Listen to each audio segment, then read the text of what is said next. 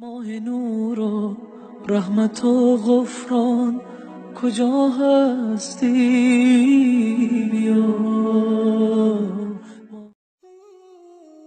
به نام خداوندی بخشنده و مهربان.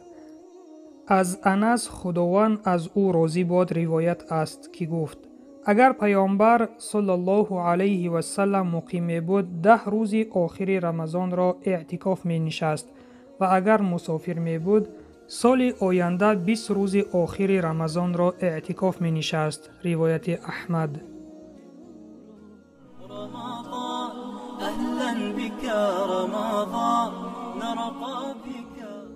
معنای اعتکاف این است که شخص روزدار در مسجد جماعت مشغول طاعت و عبادت شده به دیگر کارها مشغول نمی شود.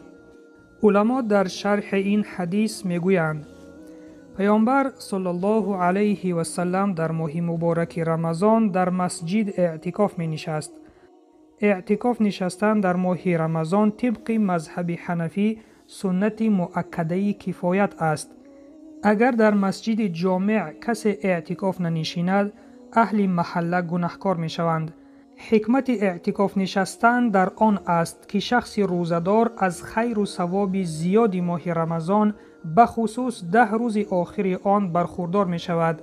به این خاطر اگر پیامبر صلی الله علیه و سلم به سبب سفر سال اعتکاف نمی نشست سال آینده 20 روز اعتکاف می نشست و این دلیل سنت مؤکده بودن آن است.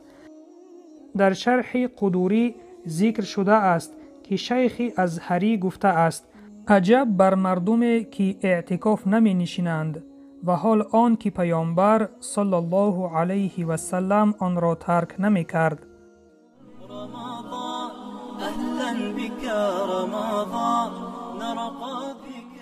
پس برادر و خواهر ایمانیم از مضمون حدیث به ما معلوم گشت که 10 روز آخر ماه شریف رمضان را اعتکاف نشستن سنت مؤکده کفایت است. پس خوش به حال آن محله که در آنجا این سنت مؤکده را ترک نمی کنند و آن محله هایی که در آنجا اعتکاف نشسته نمی شود همه آنها گناهکار می شوند. و سلام بر آن شخصانی که راه هدایت را پیشه گرفتند.